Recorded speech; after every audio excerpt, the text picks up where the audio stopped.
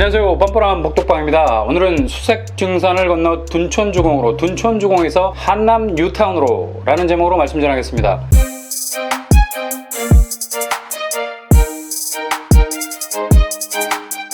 수색 증산 뉴타운 1순위 당해 청약이 오늘 14일부로 마감이 됐습니다. 앞으로 1순위 기타 그리고 2순위 청약이 남아있죠. 증산 2구역, 수색 6구역, 수색 7구역이 청약 지원자들을 받았습니다. 가장 높은 가점을 가진 분들이 모여들 것으로 예상되는 곳이 바로 증산 2구역입니다.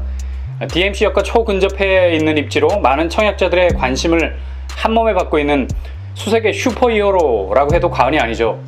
아마도 청약 통장을 수년간 아껴두신 분들이 증산 2에 지원을 많이 했을 겁니다. 물론 둔촌주공이라는 재건축 최대어가 떡하니 뒤에 버티고 있어서 고민들을 많이 하셨을 거예요. 수익성으로 보자면 수색 증산보단 향후 가치가 가파르게 상승할 곳이 바로 둔촌주공이기 때문에 그렇습니다. 죽느냐 사느냐 이것이 문제로다. 청약 통장을 그냥 묻고 가느냐 꺼내느냐, 이 사실에 대해서 골머리를 싸맸을 겁니다. 지난 8월 8일 둔촌주공 비대위가 조합 임원들을 한꺼번에 해임하는 결정을 하는 바람에 경랑의 한가운데에서 표류해 보이던 둔촌주공 재건축이 극적으로 그 거친 파도에서 빠져나오는 모습이 보였습니다. 앞으로 전문조합 관리인을 선임해서 재건축 과정을 일사천리로 진행하려는 계획을 가지고 있다고 합니다. 일단 선분양 쪽으로 가닥을 잡았습니다. 여기서 우리가 선분양과 후분양 헷갈리면 안 되죠. 선분양은 일반 분양의 루틴을 그대로 따라가는 분양입니다. 청약자들을 받아서 당첨자 골라내고 계약금, 중도금, 잔금 순으로 금액을 뽑아냅니다. 그리고 그 금액으로 시공사가 공사에 들어가는 겁니다. 분양이 대성공하면 조합원, 그러니까 주민들은 분담금 없이 오히려 이익을 배당받게 되죠. 시공사는 청약자들의 돈으로 건물을 올리니까 자금에 대한 압박이 없어서 공사가 순조롭게 진행이 됩니다. 반대로 후분양은 아예 조합이 막대한 공사금을 조달해서 시공사와 함께 건물을 올리는 형식입니다. 초기 공사 비용의 막대한 부담감, 이루 말할 수 없겠죠. 둔촌주공의 공사비가 거의 3조 원에 가까운데 이를 조달하려면 지구를 7바퀴 반을 돌아도 모자랄 판입니다. 그래서 연내 선분양으로 가닥을 잡았다는 소식이 들려옵니다. 이러한 둔촌주공의 상황을 간파한 청약 고가점자들에게는 머리를 잡아 뜯을 수밖에 없는 고민이 생기는 겁니다. 타결의 기미를 보이고 하반기 일반 분양을 받으려 몸부림치는 둔촌주공에 대해서 청약 통장을 꺼내느냐, 아니면 수색 증산 뉴타운에 대해서 청약 통장을 꺼내느냐, 이번 8월 8일 총회 결과를 지켜본 고가점자들의 마음이 많이 흔들렸을 거라고 추측해봅니다. 그럼에도 불구하고 워낙에 서울의 아파트 공급이 땅이 쩍쩍 갈라질 정도로 말라있기 때문에 더 이상 기다리고픈 생각이 아예 들지 않을 수도 있습니다. 수색 증산이라는 오아시스가 보이는데 그보다 조금 더 떨어져 있는 둔촌주공은 신기루로 보이는 거죠. 그러니 이렇게 내 집 마련의 사막을 횡단하는 여정은 이제 여기서 끝을 내자는 심리도 작용했을지도 모릅니다. 지금 부동산 시장이 팍팍합니다. 이를 위한 해결 방법 간단하다고 생각합니다. 공급 늘리면 됩니다. 서울 자체에서 공급을 늘리려면 저밀도에서 고밀도로 가야 합니다. 무슨 말입니까? 재건축, 재개발이 규제에서 벗어나 활발하게 움직일 수 있도록 하는 거죠. 밀도가 점점 높아지게 되는 겁니다. 그런데 투기에 대한 염려가 있어서 그런지 가수요, 그러니까 시장에서는 잘 보이지 않지만 뒤에서 움직이는 듯 보이는 수요를 차단하기 위해서 많은 규제를 쏟아냈습니다. 이로 인해서 실수요가 본의 아니게 피해를 보는 거죠. 고밀도로 가야 할 공급이 계속해서 저밀도로 멈춰 있으니까 실수요자들이 전월세 시장에서만 다람쥐 쳇바퀴 돌듯이 자기 집 마련할 때까지 머물고 있습니다. 얼마나 답답하겠습니까? 게다가 투기 세력 차단 위해서 대출까지 막혀 있어요. 실수요가 정당하게 받아야 할 대출이라는 물줄기가 가수요를 차단하기 위해서 쳐놓은 가림막 때문에 그 물줄기를 제대로 공급받지 못하고 있는 상황입니다. 이런 상황이 계속되다 보니까 청약 고가점자들이 수색 증산과 둔촌주공을 두고 저울질하는 것 자체가 너무도 지쳐버리게 만드는 일이 될 수도 있는 겁니다. 그래서 이번에는 내가 갈았던 가점의 칼로 단 한 번에 베고 싶은 마음이 가득할 겁니다. 심지어 84점 만점에 1점 모자람 83점도 나오지 않을까요? 이러니 증산 2구역은 경쟁률도 경쟁률이지만 가점 수준도 다른 여타의 청약 시장보다 월등히 높은 점수를 기록할 가능성이 높아 보입니다. 그래서 60점대 중반의 탄탄한 가점자들도 조심스레 증산 2를 들여다보고 있었을 겁니다. 이런 이유 때문에 수색 6구역 풍선 효과도 나타났을 가능성도 높습니다. 증산 2가 무림의 고수들이 대련하는 장이 될까봐 수색 6으로 옮겨갈 수밖에 없기 때문에 수색 6이 증산 2보다 월등히 높은 경쟁률을 보일 가능성도 있다는 얘기죠. 수색역 역시 수색역이 지척에 있는 초역세권 입지가 좋은 곳입니다. 증산 2구역의 대안이 될 수 있는 곳이죠. 그러니 꿩 대신 닭이라는 말이 아까울 정도로 결코 닭일 수 없는 수색역을 차지하기 위한 눈치 작전이 치열했을 걸로 봅니다. 상대적으로 수색치 뜸했을 것 같기도 한데 안전빵을 원하는 청약자들이 수색 6까지 포기하고 아예 수색 7까지 후퇴했을 가능성도 배제할 수 없습니다. 50점 후반에서 60점 후반까지 점수 편차가 골고루 배치되었을 가능성도 커 보입니다. 그래서 당첨자의 최저 점수와 최고 점수가 가장 많이 벌어져 있을 가능성도 보입니다. 물론 눈치 작전이 가장 치열했던 것으로도 생각해 볼 수도 있는 거죠. 앞으로 1순위 기타 또 2순위 일반이 남아있기는 한데요. 정말 한 치 앞도 내다볼 수 없는 안개 같은 상황이 전개될 것 같습니다. 참고로 서울의 청약 경쟁률 거의 패닉 수준입니다. 비명을 질러도 모자랄, 그냥 놀라서 비명도 안 나오고 가슴 부여잡고 뒤로 자빠질 수준입니다. 민영 아파트 평균 경쟁률이 얼마인지 아십니까? 100대 1입니다. 100대 1. 호반 서밋 목동 128대 1, 르엘 신반포 파크 에비뉴 114.3대 1, 대치 프로지오 서밋 168대 1, 자양동 롯데캐슬 시그니처 101 A타입은 무려 784대 1이었습니다. 정말 극악의 경쟁률을 보이고 있습니다.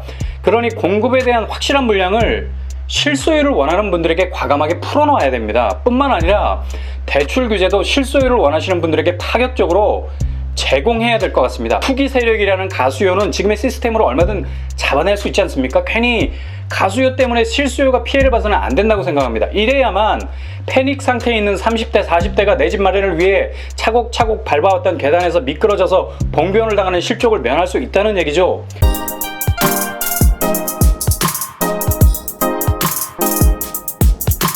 지금 얼마나 많은 30대, 40대가 내 집 마련을 위한 고민으로 밤을 지새우고 있습니까? 이분들의 마음을 10분 이해하는 차원에서 과감하게 공급 물량을 더 실제적으로 풀어야 할 때입니다. 지분적립형 연리지라는 상품이 나와서 20%의 분양가만 내고 30년 거치로 나머지 돈을 내서 소유권을 얻는 제도도 좋습니다. 그리고 20, 30대 창업지원주택 도전숙, 에이블랩 같은 대안적인 주택들이 시장에 나온다고 합니다.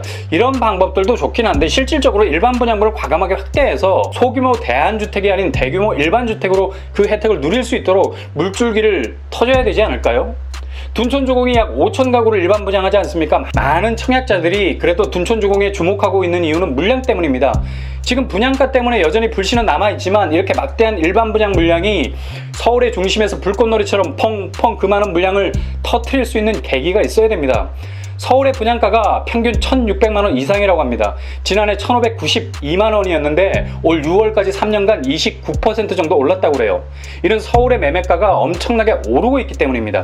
분양가 상한제를 해서 착한 분양가로 아파트 받으면 주변 매매가와 비슷해지기 때문에 시세 차익이 수억 원대에 이르게 되죠. 이른바 로또 분양이 되는 겁니다. 이렇게 매매가가 분양가를 끌어올리고 있어서 평균 분양가가 높아지는 겁니다. 이런 면을 반영이라 하듯이 둔촌주공이 주택도시보증공사에 2,900만원대의 분양가를 거부하고 3,500만원대의 분양가를 주장했었고요. 올라가는 분양가의 시세를 무시할 수 없다는 거죠. 그러니 결국 접촉점을 찾지 못해서 결국은 둔촌주공이 분양가 상한제를 맞이하게 된 겁니다. 앞으로 둔촌주공의 분양가가 어떻게 결론이 날지 참 궁금한 부분이 아닐 수 없습니다. 이렇게 수색 증선을 넘어서 둔촌주공에 이르러서 또다시 우리 눈에 들어오는 뉴타운이 하나 더 있습니다. 그것이 바로 한남 뉴타운입니다. 와, 말만 들어도 고급진 느낌이 들지 않습니까? 한남 뉴타운. 한남동을 생각하면 가장 먼저 떠오르는 것이 바로 한남 더 힐입니다. 시세가 무려 50억에 이르죠. 주변으로 이와 비슷한 고급 주택가들이 즐비한 곳입니다. 그런데 이 주변의 다세대, 다가구 등등 낙후된 지역을 재개발하는 사업이 진행 중에 있습니다. 규모가 어마어마합니다. 한남 2구역이 1,507가구, 3구역이 5,816가구, 4구역이 2,257가구, 5구역이 2,565가구입니다. 물론 이 중에 조합원 물량이 많지만 일반 물량도 많습니다. 2구역은 324가구, 3구역은 1,060가구, 4구역은 704가구, 5구역은 603가구 정도 됩니다. 물량 괜찮잖아요. 한남동인데도 불구하고, 그죠? 평당 7천을 얘기하는 곳인데 다행히 한남 2, 3, 4구역이 분양가 상한제를 맞았습니다. 그래서 평당 분양가를 3천 후반에서 4천으로 예상하고 있습니다. 정말 한남동 치고는 착한 가격 아닙니까? 재개발은 10년 이상이 걸리는 사업인데 시간이 호재인 것은 한남 3구역은 공사를 현대건설로 결정했습니다. 엄청나게 빠른 속도죠. 한남 2구역이 또 속도전을 내서 건축 심의를 얼마 전 통과해버렸습니다. 일사천리입니다. 왜 그럴까요? 다음 달 23일부터 법이 바뀌어서 재개발 지역에 아파트를 지으면 임대 아파트를 30% 비중으로 늘려야 됩니다. 일반 분양을 늘려야 돈이 되는데 임대 아파트 비중이 커지면 수익성이 떨어지죠. 그래서 미친 듯이 달리는 말의 배를 걷어차는 겁니다. 23일까지 사업인가를 받아서 임대 비율을 줄이려 하는 거죠. 긍정적인 것은 용산구청이 사업인가에 호의적이라는 사실이에요. 그러니 거칠 것이 없는 겁니다. 들리는 말에 의하면 착공을 2년 뒤에 시작할 수 있다고도 합니다. 한남 3구역은 골든타임 분양제라고 해가지고 조합이 일반 분양 시기를 당기면 당기는 대로 늦추면 늦추는 대로 분위기 살펴보면서 분양 일정을 정하도록 현대건설과 합의를 했다고 합니다. 그러니 일반 분양은 언제든 조합의 발빠른 판단으로 그 좌판이 쫙 하고 펼쳐질 겁니다. 이곳이 향후 엄청난 아파트 가치를 창출할 황금 연못이 될 가능성이 많은데 그 대표적인 이유는 용산 개발의 호재 때문이죠. 용산 민족공원 90만 평 규모로 개발 예정입니다. 유엔사 수송부지 개발 예정이죠. 신분당선 2단계 개발 예정입니다. 국제연무지구 조성될 예정입니다. 전자상가 재생사업 진행될 예정입니다. GTX AD가 들어옵니다. 노들선 복합 공간이 생깁니다. 이외에 무수히 많은 개발 호재가 병풍처럼 한남 뉴타운을 둘러싸고 있습니다. 완전히 돌잔치가 아니라 꽃잔치죠. 그러니 한남 2, 3구역이 수색 증산을 넘고 둔촌 주공을 넘어서 보이는 황금 연못이 되는 겁니다. 한남 뉴타운 재개발이 결코 멀리 있어서 손에 잡히지 않는 머나먼 정글 같은 개발이 아니라는 사실입니다. 관심을 가지고 콕 찍어서 계속해서 들여다봐야 할 일반 분양물이라는 사실이에요. 근사치에 있는 분양물도 봐야 하지만 약간은 떨어져 있는 분양물도 미리 들여다봐야 하는 이유는 전략을 세울 수 있기 때문입니다. 분양을 받기 위한 전략이기도 하지만 지금 내가 세입자로 살고 있는 집에 대한 전략도 짤 수 있다는 얘기예요.